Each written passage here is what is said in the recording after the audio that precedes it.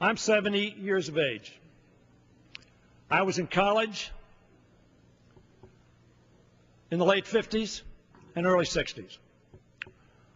Now, Bill Clinton was in college in the late 60s. His generation of Americans were motivated by the Vietnam War, one way or the other. Now, frankly, I was a member of the state Senate and supported that effort in the state Senate. But in the late 50s and early 60s, the motivating force for young people in this country was civil rights. It was about living out the promise of American equality. It was about a commitment of this country, which was the bedrock of this country, that all men were created equal and endowed not by us, but by their Creator with certain unalienable rights.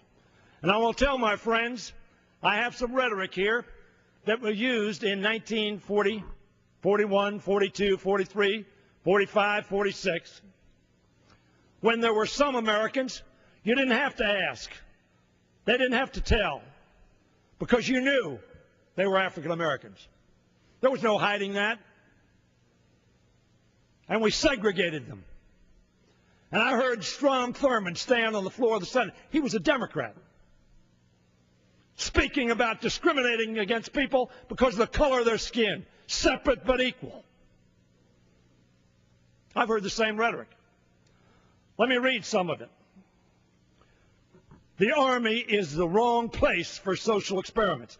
Keep African Americans in their place. I was angered in the 1950s and 1960s when I saw that kind of rhetoric, because I thought that was not the America that I was so proud of. Hear that language that was used back in 1948. And read the transcripts today. In 1965, I was the sponsor, in 1990, the sponsor of the Americans with Disabilities Act. There was an amendment offered that said people with AIDS could not be waiters and waitresses. Why? Because people wouldn't come into restaurants if they knew that somebody with AIDS was serving them. Of course, all the scientists, all the medical personnel said there was no way to transmit AIDS by handling plates or food.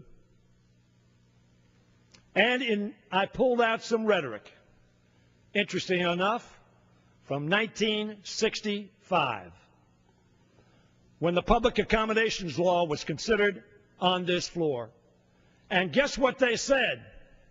They said if we have African American waiters and waitresses, people won't come into our restaurant. That's why we don't have African American waiters and African American restaurants. That was not the America for which I stand. Strom Thurmond, however, said, and other Democrats, now he didn't stay a Democrat, as all of you know, throughout his career, said, no, we'll keep people separate. And because you're driving down Route 1 from New York to Florida, and you stop, and your little girl asks when the Howard Johnson comes by, can I have an ice cream cone? And you say to your little child, I'm sorry, you can't go in there. You're the wrong color. Can't stay at that hotel.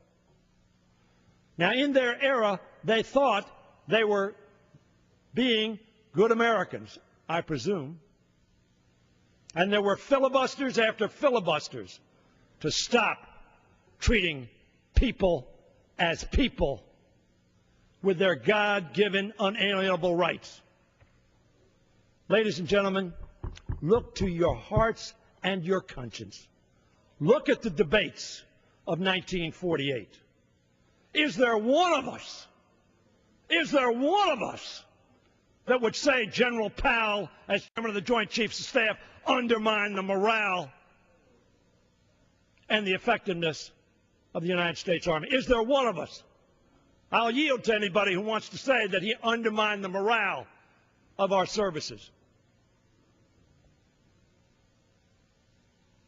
No one? No one? This is not a social experiment. Any more than that was a social experiment. Any more than 1990 when we wanted to deal with those with disabilities. It was a social experiment. It was the bedrock of what America is. Now, I think it's unfortunate we've spent so much time on this issue. Almost every speaker. I talked about, at the beginning of my talk, about the substance of this bill. Fighting terrorists, keeping America safe, making sure that we have the strongest armed forces in the world, bar none, that technically they are able to confront any enemy, anywhere, anytime, because we owe that to the American public, to keep them safe. That is what we're committed to, a strong defense. Barry Goldwater said, when this issue came up, I care whether they can shoot straight, not whether they are straight. Why? Because he wanted to look at the content of their character, the content of their ability, their content of their commitment to this country and to their service. They were patriots, and he thought if they're patriots and they shoot straight, now let me tell you some friends, I don't want anybody bothering me. I don't care who they are. You hear me? And I don't want any male member of the armed forces bothering any female member of the armed forces. And I don't want anybody else bothering anybody else. Why? Because that's against the law, and it's against morality. I tell you, my friends, this bill is about our national security. This bill is about people who perform their service to our country. This bill is about making sure that America is safe. This bill is about making sure that we defeat terrorism and keep America safe. Let's focus on that. Let's not be distracted. Let's focus on protecting America, defeating terrorists, and taking care of our troops. I yield back the balance of my time. The gentleman from California is recognized.